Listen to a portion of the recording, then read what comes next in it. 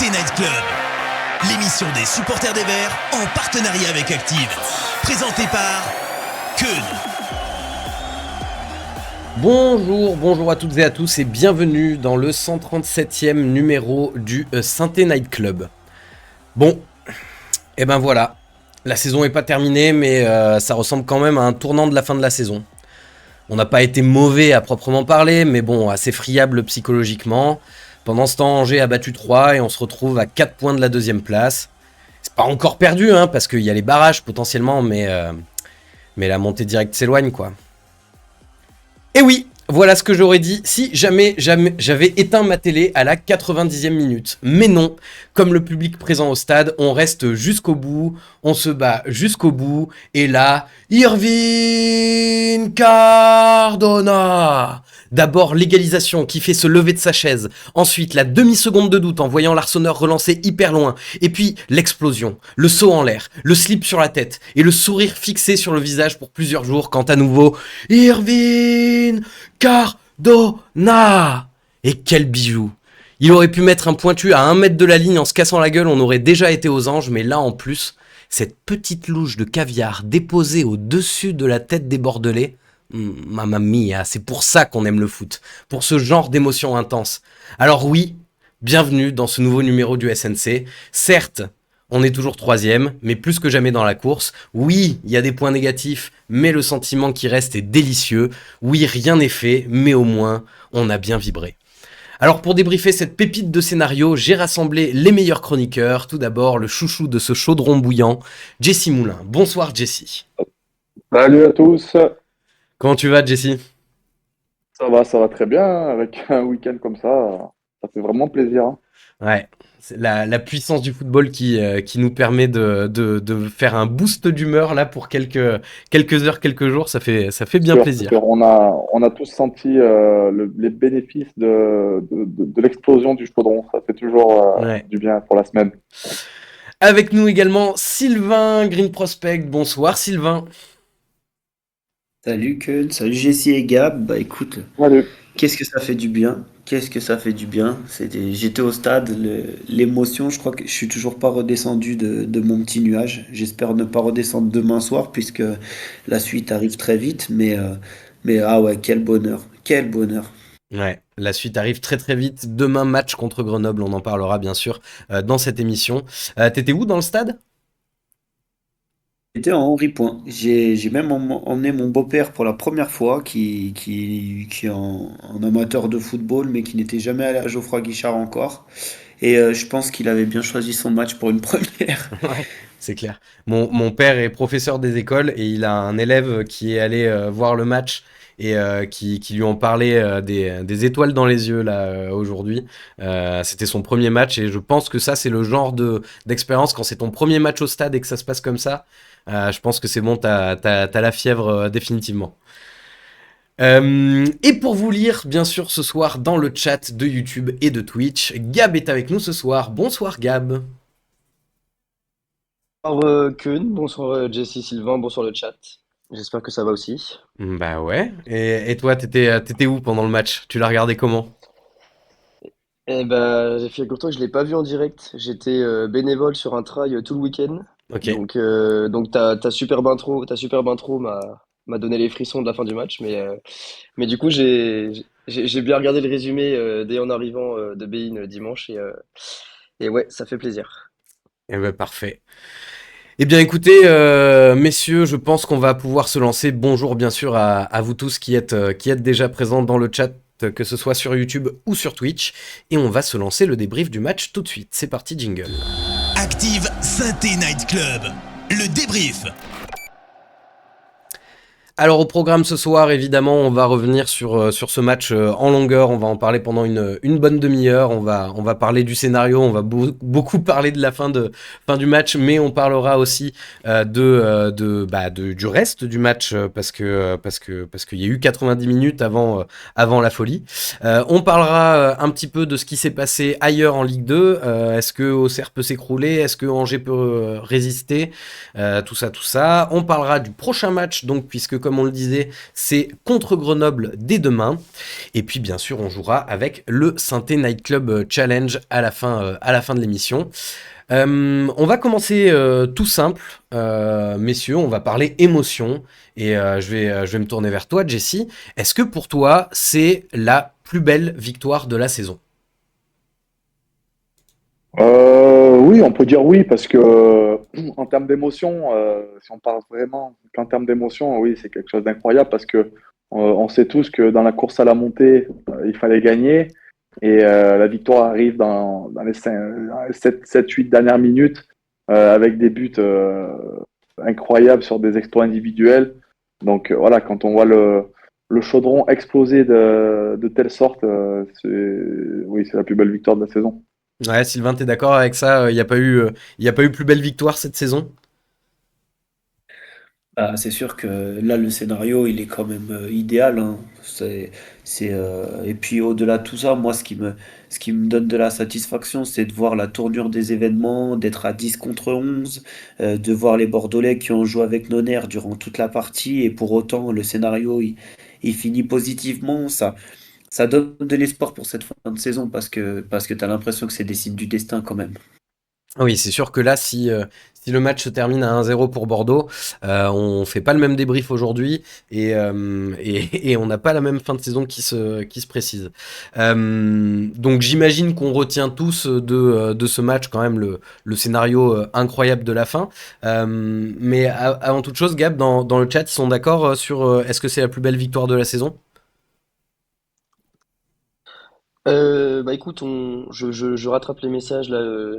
Ça vient de commencer, mais alors on a Tommy Le Goat qui nous dit que c'est la plus belle victoire depuis 4 ans, tout simplement. Ah ouais. Donc voilà. On a Joe42 qui nous dit qu'il faut surtout retenir les 4 dernières minutes. Ça veut dire que elle est peut-être quand même à nuancer cette victoire.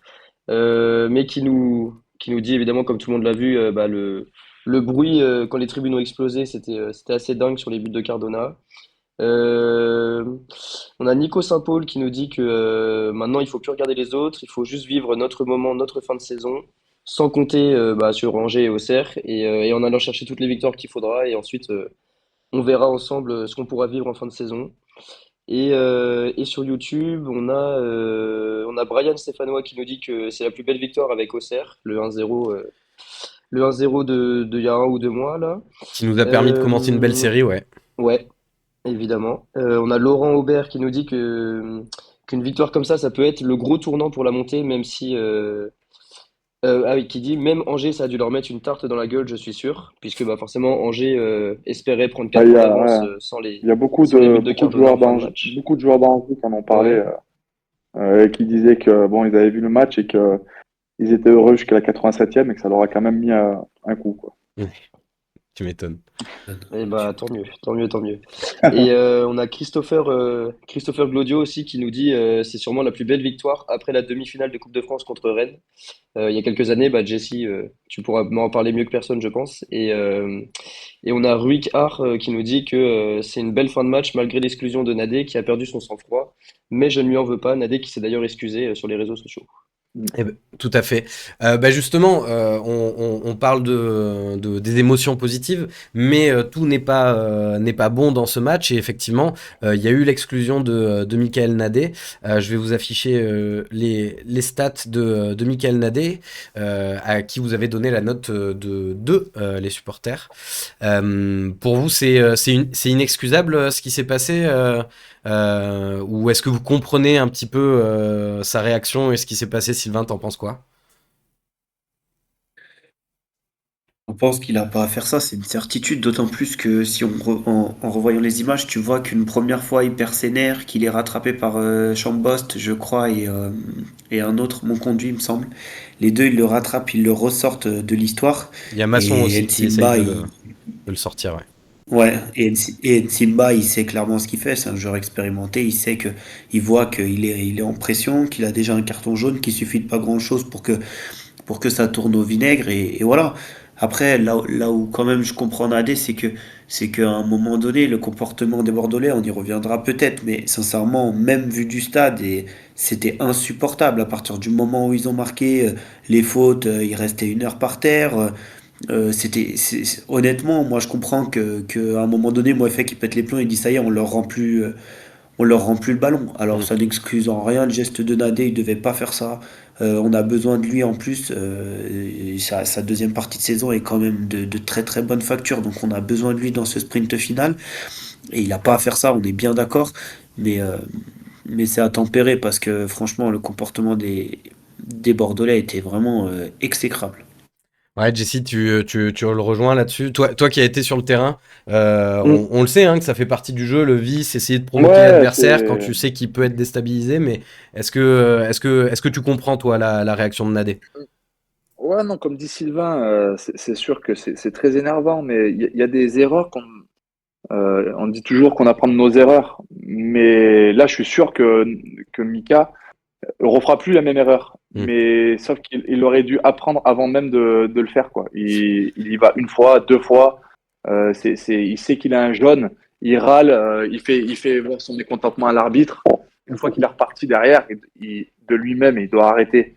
Il doit dire, bon, c'est bon, j'ai un jaune. Je vais pas aller. Il sait très bien les conséquences de pousser un joueur de telle manière. Il sait Bah, très bien que ça vaut au moins un jaune. bah, c'est ça, même s'il n'avait pas de jaune, il aurait Voilà. pu avoir direct le rouge, quoi. Voilà, voilà. Donc, c'est même, voilà, comme tu dis, même sans prendre le premier jaune, il aurait pu prendre un rouge direct. Donc, c'est déjà bien qu'il prenne un deuxième jaune, parce que devant la commission, il va prendre moins de matchs. Mais il aurait pu prendre un rouge direct. Et de lui-même, et ça commence à être un joueur expérimenté. On est en fin de saison, on n'est pas sur un début de saison, sur une de ses premières saisons en pro, il le sait. Comme tu disais, en face, c'est un joueur expérimenté. Mais en gros, voilà, il l'a mis dans sa poche. Il savait que tout le monde était tendu et avait envie Ouais. de gagner à ce moment-là. Mika, il doit pas faire ça. Voilà. Il doit y aller une fois, montrer son mécontentement, en pensant que voilà, ça vaut qu'on a un jaune et qu'il faut pas en faire trop. Lui, il va une fois déjà ses limites, il retourne et il y va une deuxième fois, c'était sûr. C'est obligé. Ouais, parce qu'en plus, Voilà. sur la première fois, il peut prendre déjà Pour la première fois, il peut son prendre. premier Ça jaune. vaut un jaune déjà. Ouais, Ça vaut un jaune. Il le prend ouais, pas c'est parce clair. qu'il a déjà un jaune. Parce que Ouais. l'arbitre, il se dit, bon, je peux pas lui en mettre un parce que sinon c'est rouge. Et après, bon, il dit, bon, bah tant pis, il a pas compris, je lui mets deuxième jaune, c'est rouge, et puis tu C'est sors. ça. Voilà. Exactement. Et comme Exactement. on disait avant l'émission, heureusement qu'il y a cette fin de match, C'est clair. parce que sinon, le coupable, il est tout trouvé, hein. Le coupable, c'est Mika, et les conséquences pour lui sur sa fin de saison, c'est pas les mêmes. Ouais. Au niveau de la pression du public et même au niveau du club, c'est pas pareil. Donc, je pense qu'il peut remercier Irvine sur ce coup-là et l'équipe.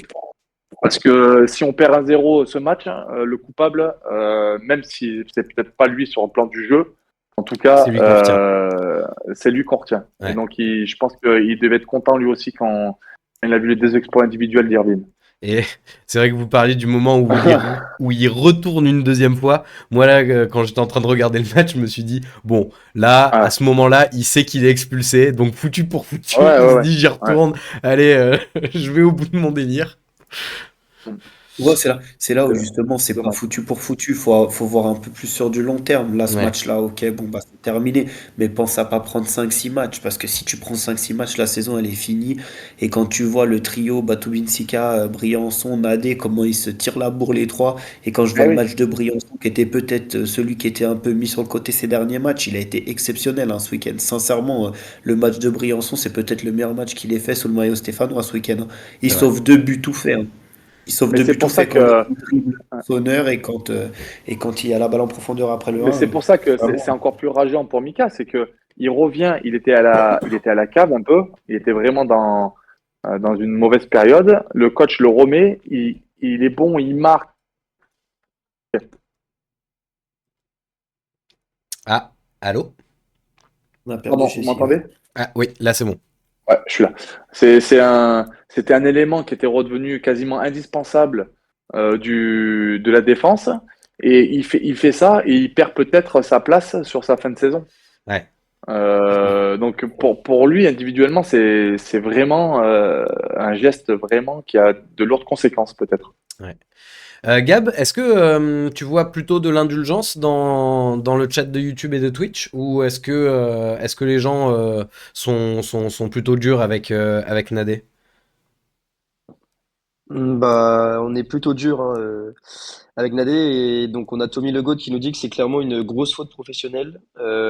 Pascal qui nous dit que bah, c'est impossible de pas en vouloir à Nadé, surtout si on avait perdu, évidemment comme l'a dit Jesse. Et on a pas mal de monde qui nous dit, bah, comme vous l'avez bien présenté, qu'il revient en plus une seconde fois. Au début, les gars arrivent à l'arrêter et il y retourne. Donc là, forcément, bah, le jaune est complètement logique. On a aussi, du coup, beaucoup de supporters qui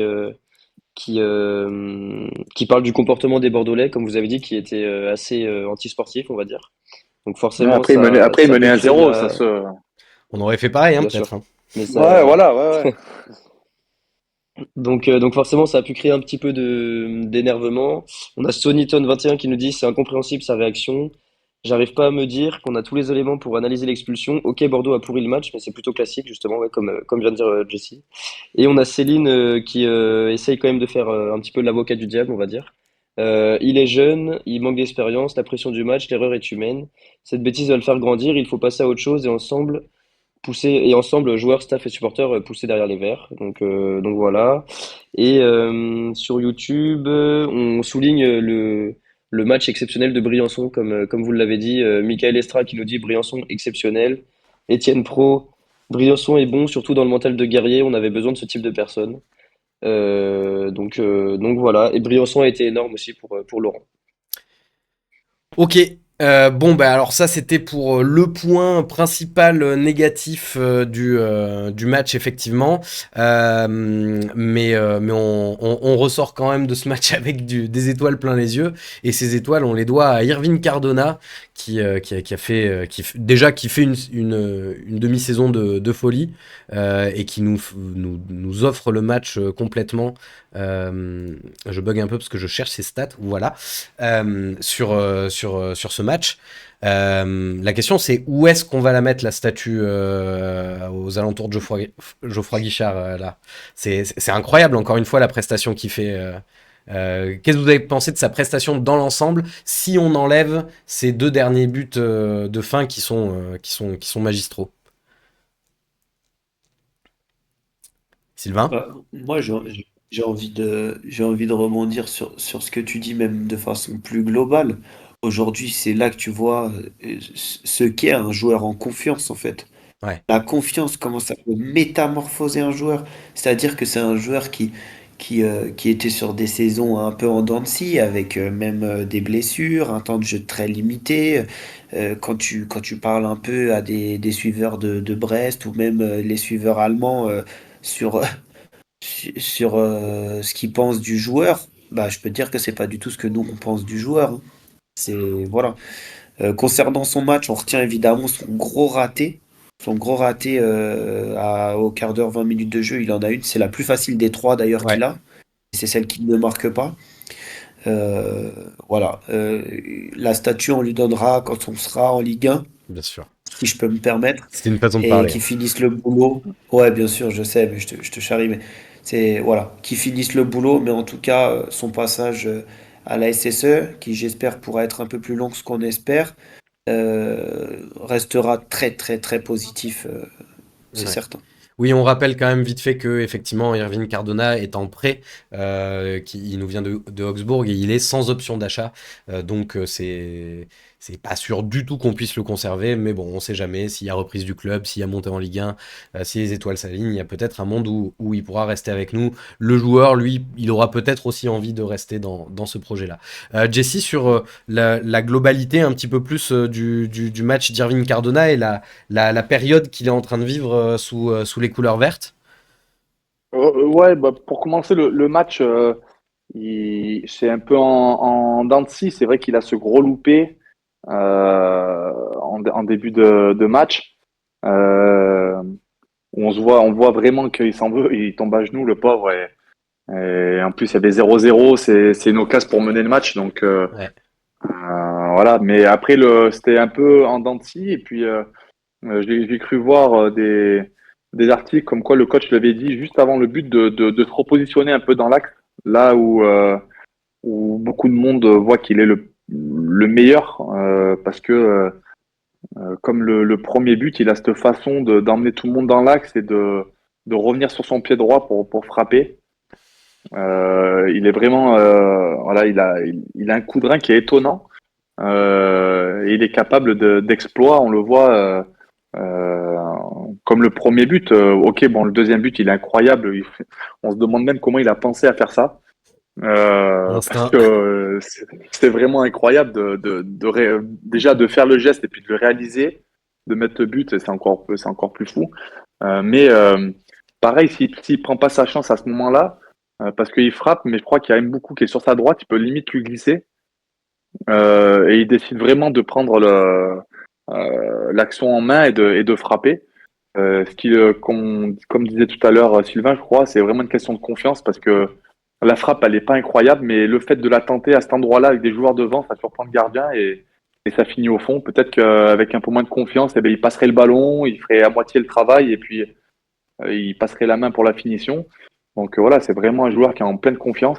Et là, bon, avec les deux buts qu'il a mis, je pense que la confiance, elle doit être vraiment au max. Et après, sur sa saison, ça se joue vraiment à rien parce que sur ses premiers matchs, il a des occasions, il marque pas. On sent qu'il est pas loin du doute, ou que même il est dans le doute. C'est pas la coqueluche de Geoffroy Guichard. Et puis il met ce premier but là sur corner, je crois, où je me rappelle plus contre qui c'était. Et depuis, eh ben, on sent que la confiance elle est au maximum et qu'il tente, il est actif. C'est un élément indispensable de l'équipe maintenant, quoi. Ouais. On sent que à tout moment ça peut venir de lui et les joueurs même le cherchent même sur le terrain. Et alors, on a commencé à parler un petit peu de l'animation offensive. On a commencé le match sans Sissoko, donc qui s'est blessé, hein, qui a une lésion musculaire. On ne sait pas encore quelle sera exactement la durée de son indisponibilité. Wadji a fait son retour. J'ai l'impression que la dernière fois qu'il a joué, j'avais encore des dents de lait. Et il a fait une plutôt belle entrée.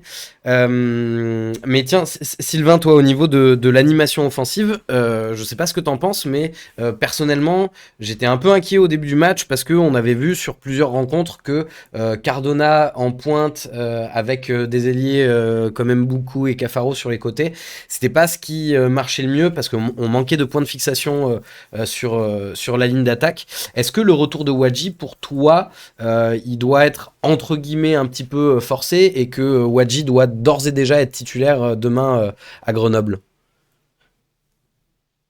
Alors, il y a beaucoup de questions.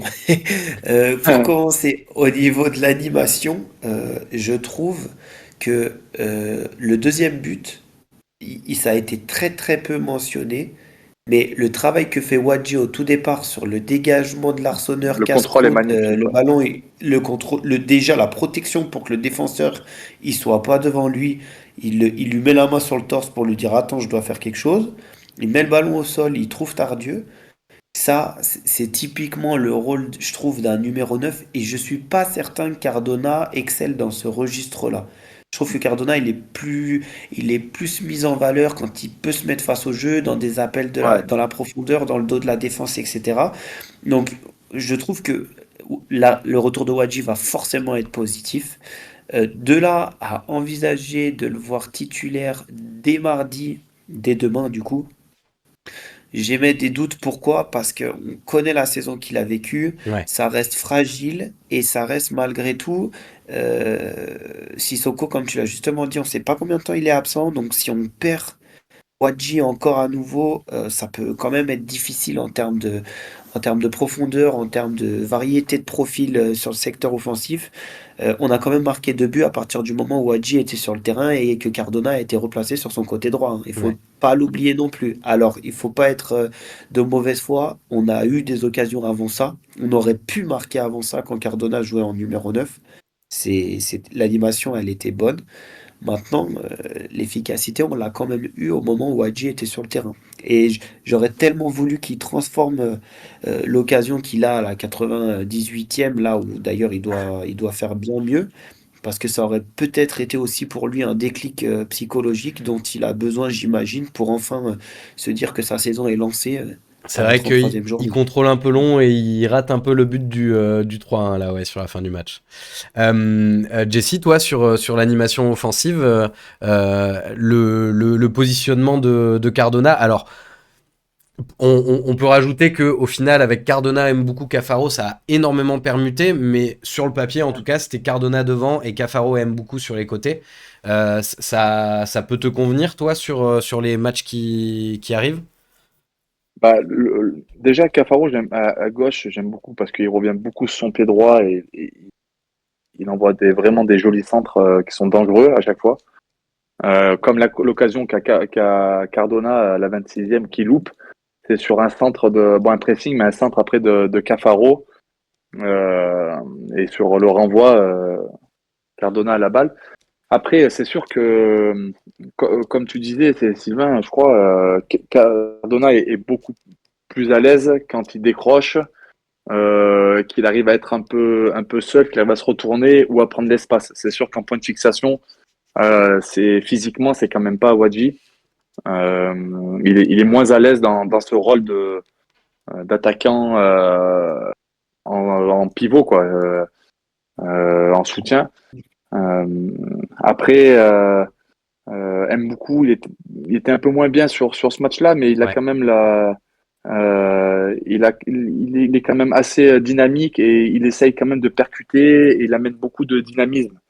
Même si c'est un joueur que j'aime bien aussi en rentrant parce que justement il a cette faculté à détonner sur ses premiers ballons, ses premiers appuis et donc voilà, même s'il était moins bien, je pense que ça reste un joueur qui va nous faire du bien en fin de saison.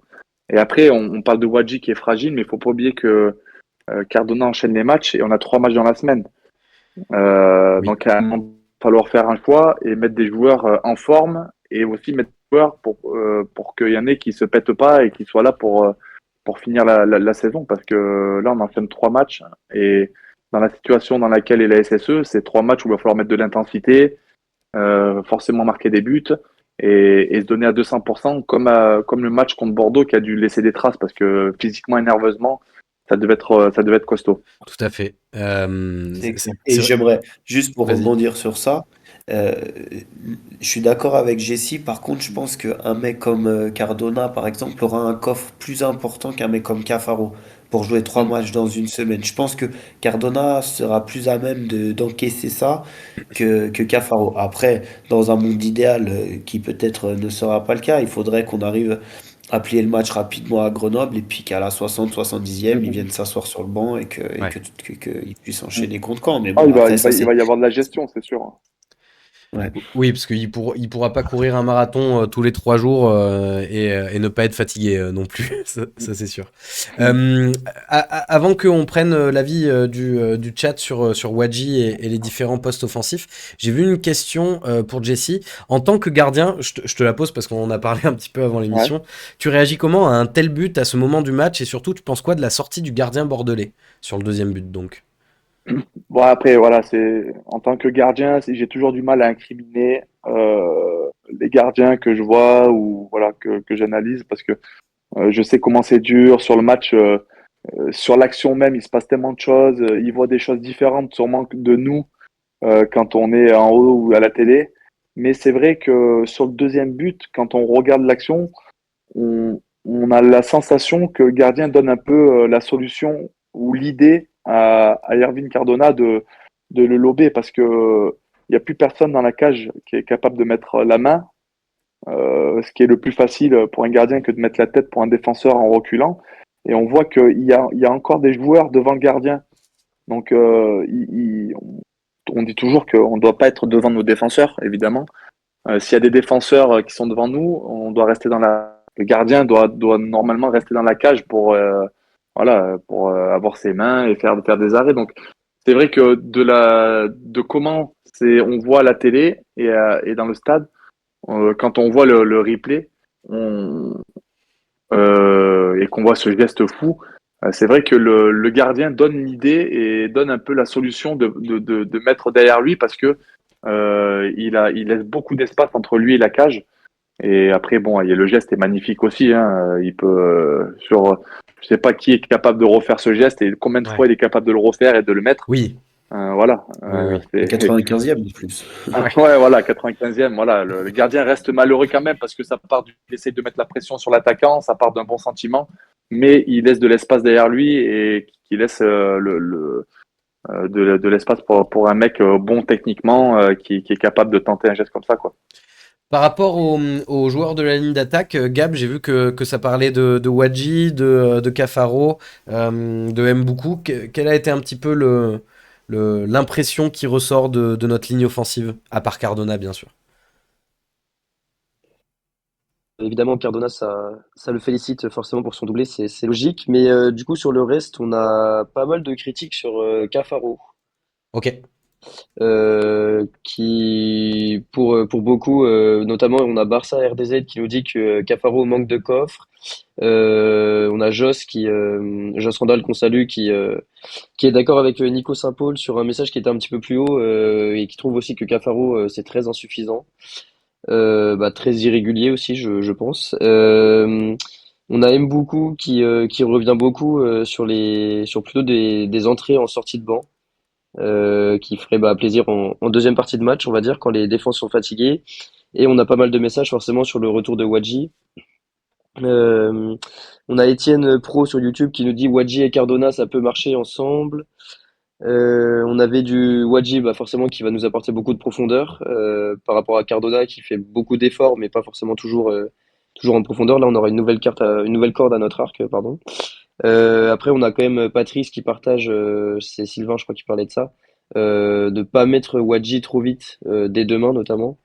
Ouais, on a Patrice qui nous dit Wadji est encore trop court, je le vois plus comme un joker de fin de match. Il faut qu'il enchaîne les entrées en fin de match pour retrouver du rythme.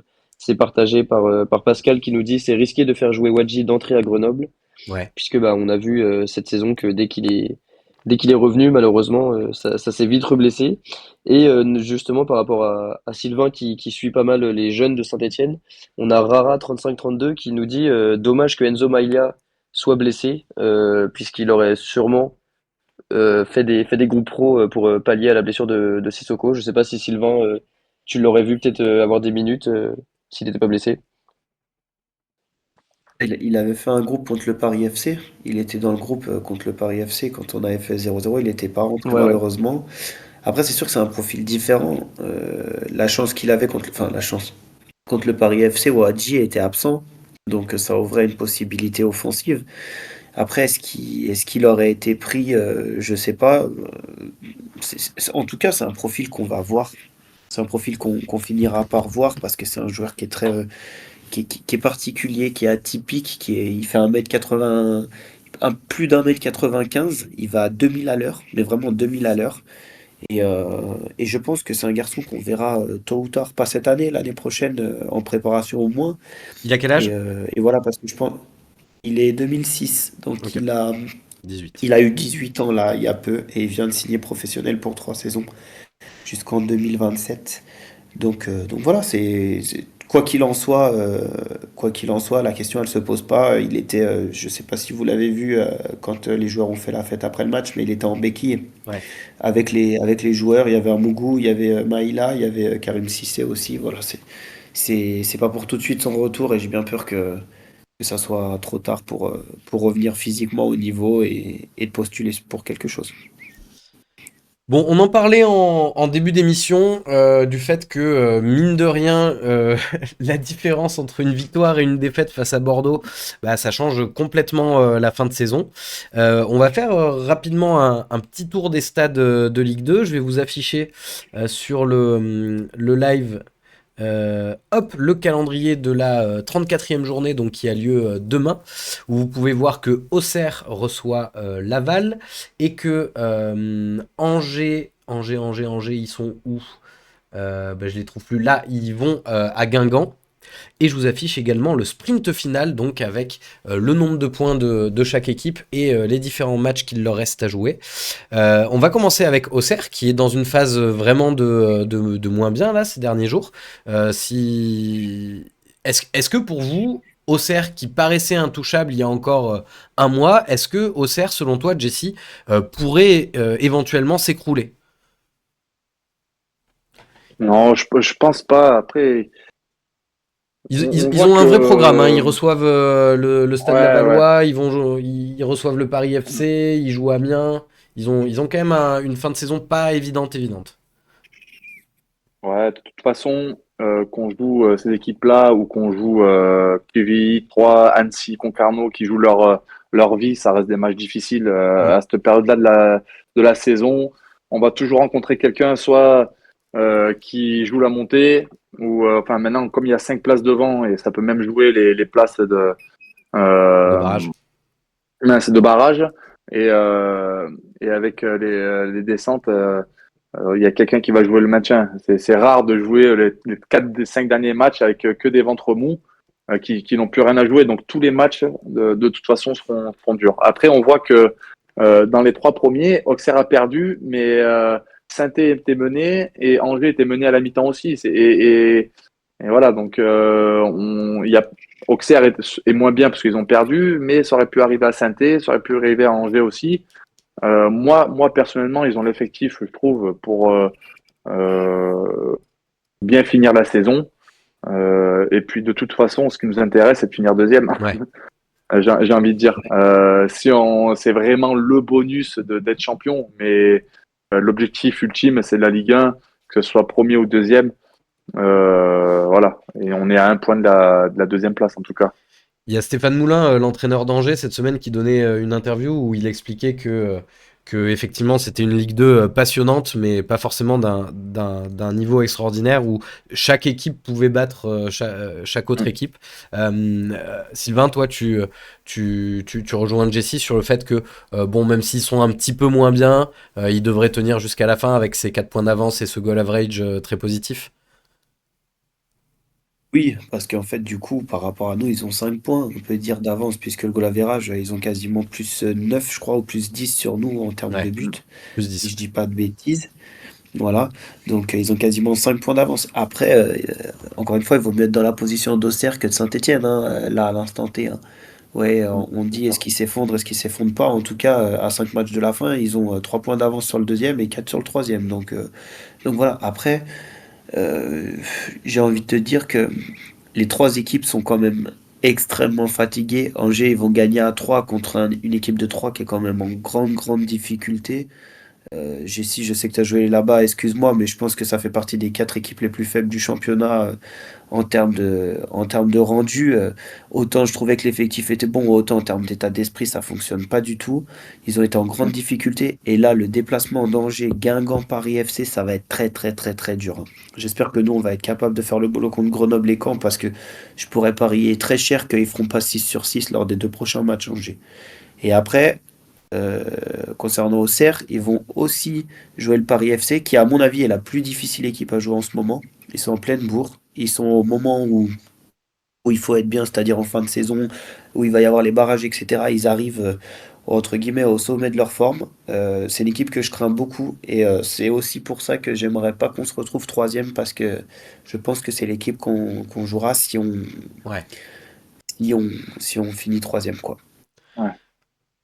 Pour Angers, leur capacité de résistance, Jessie, tu la sens difficile toi aussi Bah, sur leur le programme de problème fin de d'Angers, saison? c'est qu'à un moment donné, ils avaient 14 points d'avance quand même. C'est fou, hein. Donc, entre de toutes les équipes dans les 5 premiers, ceux qui peuvent avoir le plus pas dire de regrets parce que c'est pas fini, mais ceux qui ont le plus de soucis à se faire, même si peut-être ils se voilent un peu la face, c'est Angers parce que en fait, petit à petit, ils perdent tous leurs acquis. Et là, bon, ils gagnent contre 3, mais comme tu dis, 3, c'était quand même l'équipe où beaucoup d'observateurs le pensent, reste une équipe assez faible de Ligue 2, voire très faible. Après, nous, on a perdu Et contre Ajaccio. Hein.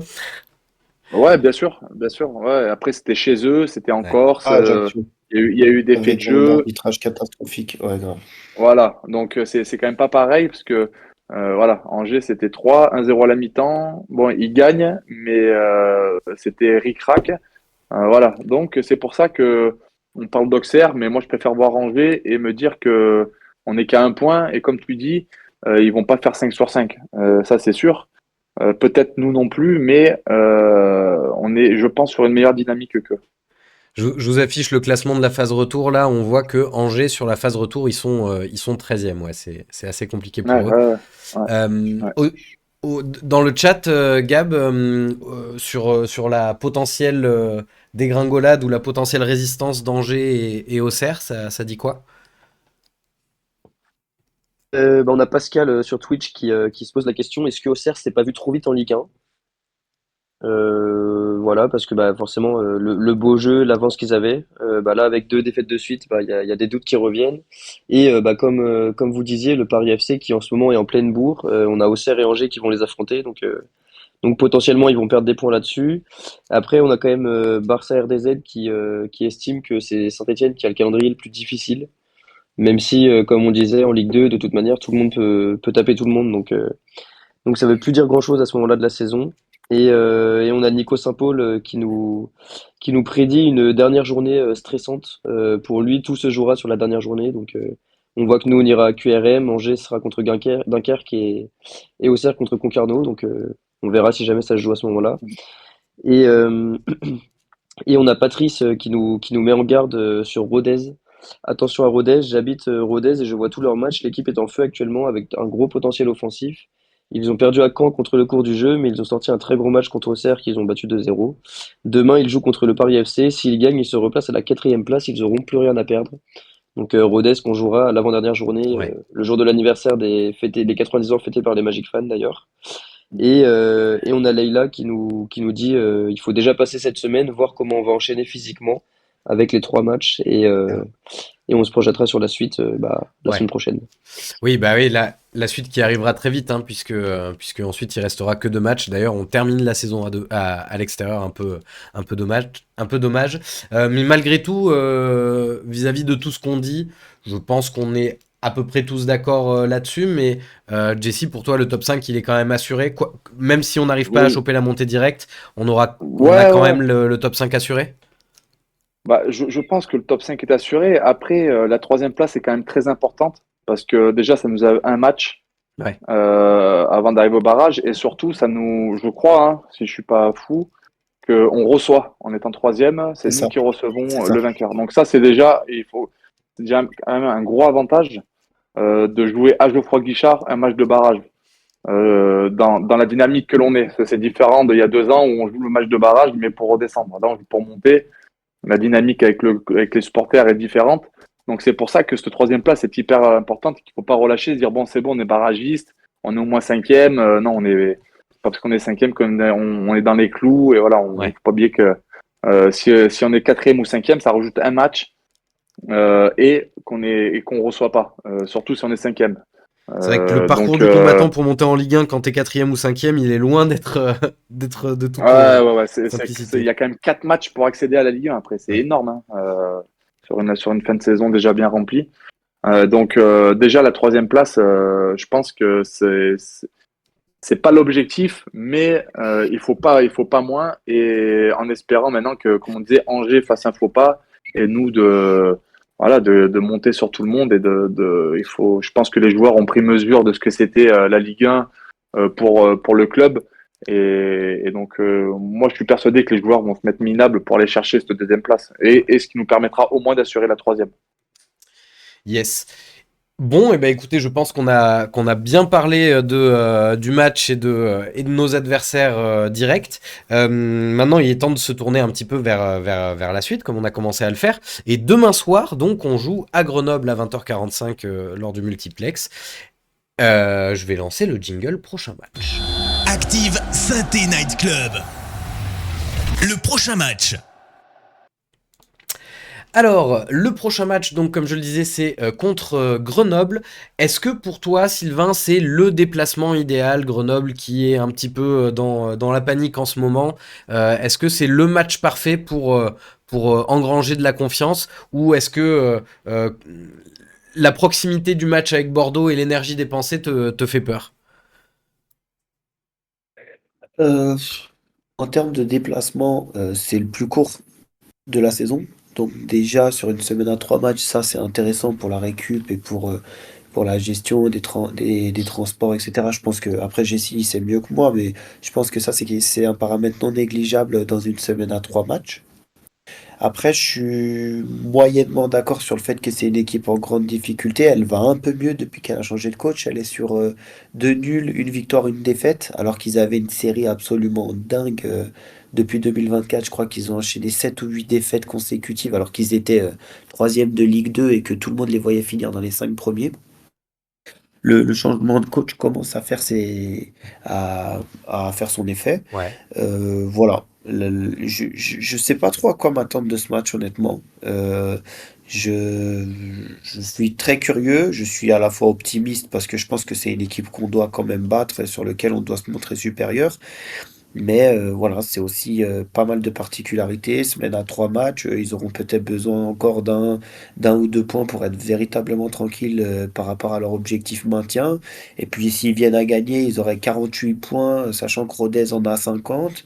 Bon, voilà, je sais pas. C'est aussi peut-être un peu leur dernière cartouche à eux pour Ouais. regarder plus haut. Et voilà, c'est quand même. Cette Ligue 2 est tellement homogène, tellement imprévisible que franchement, je me répète à chaque émission, mais c'est vachement dur de se projeter. C'est dur de Là, quand tu pronostiquer cette vois saison, Pau, ouais. T'as peur du match, c'est impossible. t'as peur du Quand match tu vois, piège, par toi, exemple, Jesse?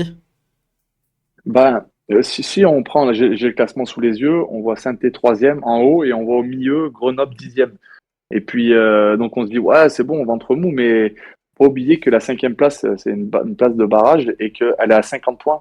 Et que, comme tu disais, Grenoble en a 45, ils sont qu'à 5 points, ils gagnent, il ne faut pas de Rodez, ils sont à 2 points, ils le voient ça. Ils se disent, ah putain, on peut revenir à 2 points quand même du Ouais. barrage. Je veux dire que c'est pas une équipe qui est maintenue et qui a plus rien à jouer non plus. C'est quand même un groupe, comme tu disais, qui est revanchard parce qu'ils sont passés par une sacrée période difficile avec un nouveau coach, peut-être une saison à préparer aussi et des joueurs qui ont envie de se faire voir pour bien finir la saison. Donc c'est pas le pire déplacement, mais c'est pas non plus voilà, faut pas le prendre à la légère. Après en termes de déplacement, je pense que Grenoble ils vont y aller en bus. Donc l'un dans l'autre, comme tu dis, c'est pas très loin. Donc oui, ça peut avoir un peu son effet de jouer moins loin. Maintenant, voilà, ils viennent de gagner 1-0, ils sont sur une victoire eux aussi. Bon, contre Annecy qui est en difficulté, mais Ouais. euh, Mine de rien, pour le c'est, moral, ça compte. ouais, bien sûr, Mm. bien sûr, ça compte énormément. Je vous affiche sur le chat, sur le live, l'effectif donc tel qu'il était pour le match contre Bordeaux. Évidemment, il va y avoir des changements contraints, notamment Michael Nadé qui va devoir pardon, laisser sa place. Sylvain, tu verrais quoi comme changement, toi, par rapport au 11 qui a été aligné contre Bordeaux? je pense que déjà Batou Binsika va prendre la place de Nadé assez logiquement. Je pense que Tardieu va être titularisé dans le cœur du jeu, probablement à la place de Monconduit Ouais, ou, ou de Chambost, parce que c'est vrai que Chambost, il enchaîne beaucoup et il est une nouvelle fois pas sorti encore lors du match contre Bordeaux. Alors ça reste un joueur quand même qui a un coffre assez important en termes d'endurance. Il est capable de répéter les efforts, etc. Sur des courses longues, enfin je veux dire en endurance quoi. Voilà, donc peut-être qu'il rentrera Tardieu à la place de Chambost ou bien à la place de Monconduit, ça j'ai du mal à savoir. Après, pour moi, il touchera pas le trio offensif, même Ok. s'il va injecter du 109, je pense, assez rapidement à l'heure de jeu. Et j'ai un doute sur cet aspect-là, mais je, je, je pense qu'il est possible que Ben Taïg connaisse une titularisation Ok. sur le côté gauche. Je trouve Petro un peu moins bien ces derniers temps. Voilà, Ben Taïg apporte un autre profil, peut-être moins de sécurité défensive, mais en même temps un apport offensif un peu plus intéressant. En témoigne son centre sur le but vainqueur de Cardona. Je sais pas. Et en même temps, je me dis que Apia va rentrer et que la semaine, il va sûrement pas commencer cette fois-ci, mais qu'il commencera contre Caen. Donc que Petro, il jouera probablement pas contre Caen. Donc peut-être qu'il fera les deux matchs de Bordeaux et de Grenoble et qu'il sera laissé au repos contre Caen. Ouais, une nouvelle fois, c'est pas facile. Casse-tête, Pas ouais. facile du tout. Jessie, toi, déjà au niveau de la ligne défensive, est-ce que comme Sylvain, tu penses que Ben Taïg pourrait vivre une titularisation? Ben, c'est vrai il a bien fini le dernier match, Ben Taïg, le coach a des fois tendance à démarrer un match comme il l'a terminé. Euh, Derrière, c'est le seul changement que je verrai, bon, à part un AD qui sort évidemment Ouais. pour son carton rouge. Batou Binsika va le remplacer évidemment. Je pense qu'il n'y aura pas de surprise à ce niveau-là. Après, oui, je pense que moi je vois plus Dylan Chambaud sortir. Ouais. Parce que comme tu dis, il enchaîne beaucoup et c'est quelqu'un qui met beaucoup de cœur sur le terrain. Je pense que c'est pas dû à des performances un peu moins bien, mais surtout pour le préserver pour la fin de saison parce que c'est des joueurs qu'on aura beaucoup besoin, des joueurs qui sont capables de courir et de faire les efforts tout le match et de montrer l'exemple. Et après devant, on en parlait tout à l'heure.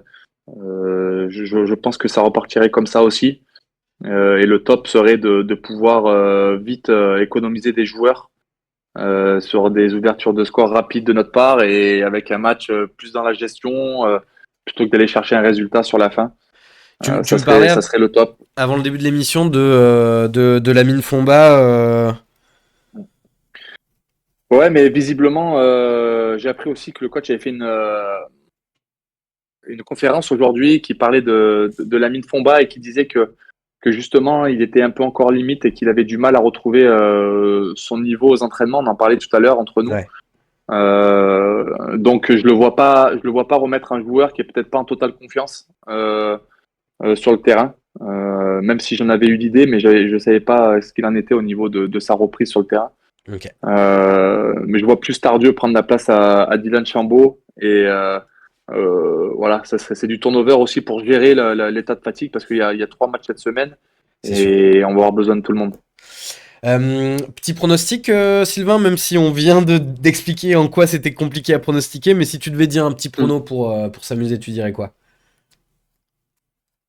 Victoire 2-0 Victoire 2-0. et avec le premier but de Wadji de la saison, parce que Ah, je l'espère sincèrement qu'il va débloquer son compteur but. Je suis convaincu qu'il jouera un rôle dans ce sprint final. il peut être important dans le sprint final comme il l'a été l'an passé. Toi, Jesse, tu dirais quoi? Moi, j'aimerais bien un 2-0 à la mi-temps pour nous qui tient jusqu'à la fin du match. Ok, comme ça on peut aussi faire reposer un petit peu les organismes. Ça serait le top. Euh, Ouais. N'hésitez pas dans le chat aussi à nous dire un petit peu vos pronostics. Justement, dans le chat, ils disent quoi par rapport au 11 de départ? Est-ce qu'il y a des changements qui sont attendus?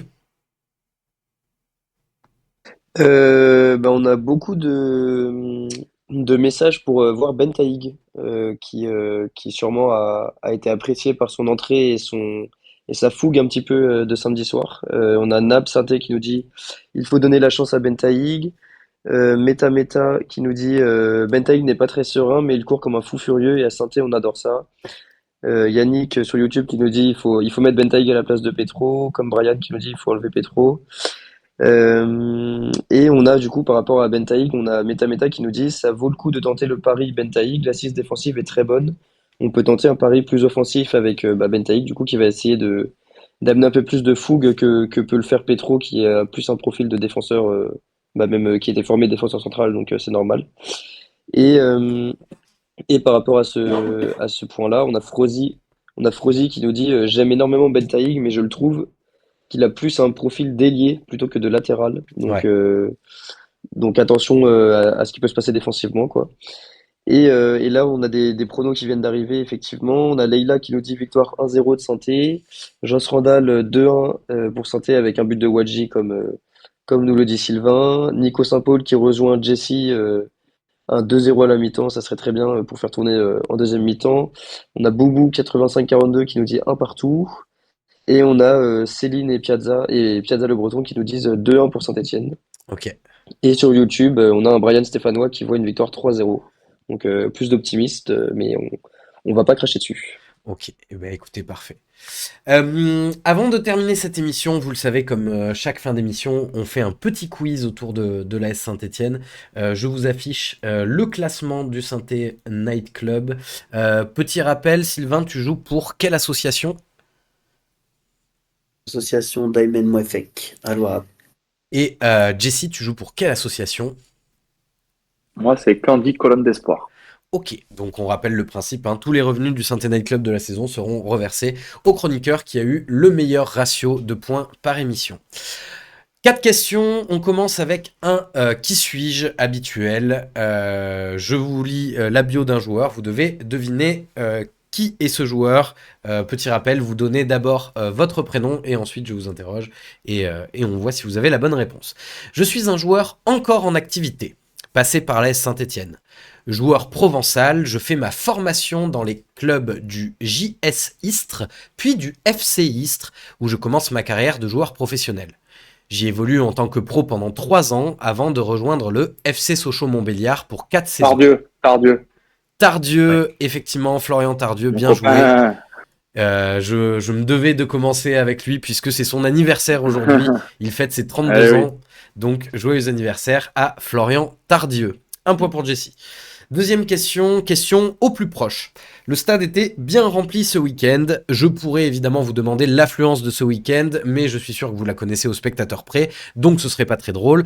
Il n'y aurait pas de challenge. Alors la question que je vais vous poser, c'est combien y a-t-il eu de spectateurs à Geoffroy-Guichard qui sont venus au stade depuis le début de saison? Sylvain.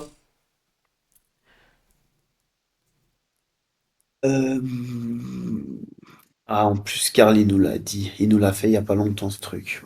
Je m'en rappelle plus. De toute façon, ça a dû mettre Attends que je être mis à jour. Hein. On a fait 17 matchs. On a tourné aux alentours de... Ouais. Alors je vois que ça donne des affluences moyennes dans le chat. Évidemment, ne regardez pas le chat, hein, les chroniqueurs. C'est pas l'affluence moyenne que je vous demande, c'est le total de spectateurs. Je dirais, allez, 500 000. 500 000, Jesse. Putain, ça fait beaucoup, je trouve. 17 matchs, je prends moyenne de 20 000. Ouais, même plus maintenant. Putain, ouais, je dirais, allez, 420 000. 420 000. Comme tu sous-estimes le chaudron, Jesse, c'est 550 642 spectateurs qui sont venus à Geoffroy-Guichard cette saison. Un partout. Je suis parti sur 28 000 de moyenne, tu vois, Jessie, sachant qu'ils sont moi, je suis parti sur 25 matchs à quasiment. Ouais. Bon. Troisième question. Demain, on joue contre Grenoble. Grenoble, on les a déjà joués évidemment pendant la phase aller du championnat. Je vais vous demander les titulaires du match aller. Le premier qui se gourre a perdu et on va faire un tirage au sort pour savoir qui commence. Sylvain, ce sera pile. Jesse, ce sera face. Hop. Et c'est pile. Sylvain, je te laisse commencer. Un joueur qui était titulaire, attention, contre Grenoble. Larsonneur. Larsonneur, effectivement, Larsonneur, c'est bon. À toi, Jesse. Briançon. Briançon, c'est bon.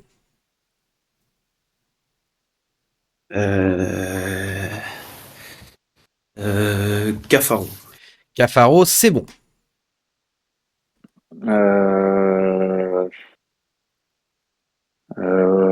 Fomba. Fomba, c'est bon.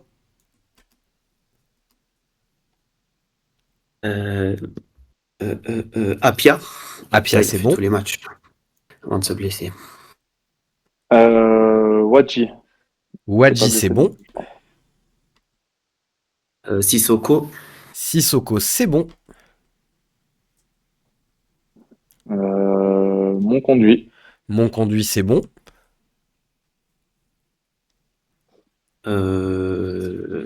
Waouh, ça commence à être chaud là. Batu Binsika, parce que c'était Batu pas Navi Binsika, qui jouait. Donc, Batu Batu Binsika, Binsika. c'est bon. Si vous me faites un perfect, je suis dans la merde parce que j'ai pas prévu de question 5.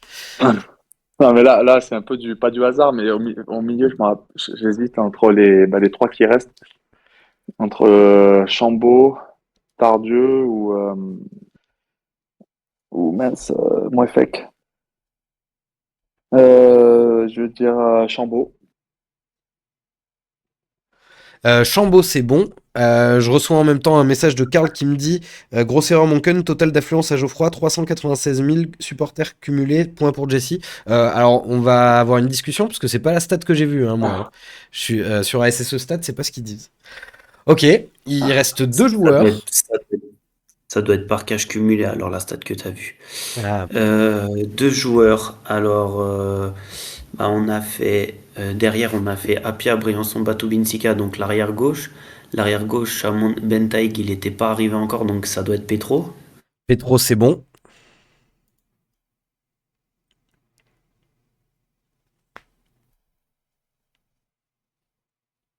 Ça fait 11, non? Moi j'en ai fait 6 et Jessie en a fait 5. Ouais, ça fait 11. Vous avez dit Bouchoirie? Non. Non, personne n'a dit Bouchoirie et je Bien viens de joué. le donner. Ok, bon, c'est un fail total pour l'instant, Ouais. ce quiz. Ok, très bien. Quatrième question, et je vais retrouver une cinquième dans ma tête rapidement. C'est pas possible. C'est pas Non, parce qu'on possible a, moi, qu'il y ait j'en ai donné Bouchoirie parce 5. qu'on a dit Fomba, Chambos, mon conduit au milieu. Ouais. C'était bien Fomba, Chambos, mon conduit au Ouais, milieu. mais alors j'avais noté 12 joueurs. Oh là là, là, c'est une Non, catastrophe. Bouchoirie, il était à la Coupe d'Afrique U23. Il n'a pas commencé le premier match. Il est rentré à la mi-temps, si je dis pas de bêtises, si mes souvenirs sont bons. Peut-être. Ah ouais, mais là, là, Ouais, non, mais c'est bon, trop au niveau des connaissances. écoutez, vous avez fait un perfect, donc je vais trouver une cinquième question dans ma tête. En attendant, quatrième question. Comment s'appelle, et elle est facile celle-là, comment s'appelle le premier buteur de la SSE en championnat de l'histoire? Oh. Vous l'avez pas? L'histoire de la Saint-Étienne. Ouais. De l'histoire? Bon, c'est une blague, je suis Vas-y. sûr que vous pouvez pas l'avoir. Ah C'est ouais, parce que... Émile Chalvidan qui marque contre le SC Bastidienne à la 25e minute lors de la première journée de la saison 1933-1934 de seconde division. Bon, évidemment, vous l'avez pas, mais du coup, on va tenter autre chose. Question de rapidité. Qui a été le premier buteur de cette saison? Sissoko. Sissoko, effectivement, Sylvain, c'était Sissoko sur penalty contre Rodez où on avait malheureusement perdu 2-1. Et pour vous départager, il va falloir que je trouve une question rapidement. Mais il est devant, je crois, non? Il y a De quoi? 2-1, non? Il y a 2-1, non, là? Il y a Il 2-1, est mais devant, je normalement j'ai un quatrième point à distribuer Ah, d'accord. pour que les scores soient OK à Ah la oui, fin de la c'est... saison. Oui, Alors, petite question. Les Verts ont disputé leur premier match européen de l'histoire contre le FC Barcelone. Vrai ou faux? Jesse. Ah, vrai, c'est pas là où... C'est vrai, c'est pas là. C'est un match amical, non? Ok. Sylvain, t'es C'est pas d'accord? là Tu où dis il y vrai a Jamie aussi? Jeannot qui fait le spectacle un peu? Mais ça, c'était un match amical, c'était pas un match européen. La question, c'était. On est d'accord que la Le question premier match de c'est est-ce qu'ils ont l'histoire? disputé là? Oui, le premier Le match match de de l'histoire. l'histoire Ah, de européen. l'histoire? Ouais. Ouais, D'accord, moi je j'ai dit croyais quand faux. ils Moi. ont retrouvé Ouais. l'Europe. Ouais. J'allais dire, oui, bah attends, il y a eu des matchs de Coupe d'Europe avant. Attends, Jesse. Bah qu'est-ce oui, que tu bien sûr. racontes? Bah oui, bien sûr. Non, non, je croyais que tu sais du retour de l'Europe, tu vois. J'aurais dit faux. Toi, tu dis faux, et toi, Jesse? Eh ben, je vais dire vrai. Eh ben, c'était faux. C'était contre les Glasgow Rangers le 4 septembre 1957 en 16e de finale de la Coupe des clubs champions européens. Bon, et ben écoutez, mon quiz est une catastrophe. J'ai bien foiré ce soir. C'est pas grave. On a un peu dépassé le timing. Merci beaucoup, messieurs, d'avoir été là pour cette émission. Merci évidemment à toi, Gab, d'avoir été avec nous aussi pour le chat. Merci à ceux qui nous ont suivis sur YouTube et sur Twitch. Merci à ceux qui nous ont écoutés en replay également. Demain, on joue contre Grenoble et on se donne donc rendez-vous la semaine prochaine pour débriefer 2 matchs. Donc soyez bien présents la semaine prochaine, lundi prochain à 21h. Bonne soirée tout le monde. Ciao, ciao. Merci à tous, bye. Salut, ciao.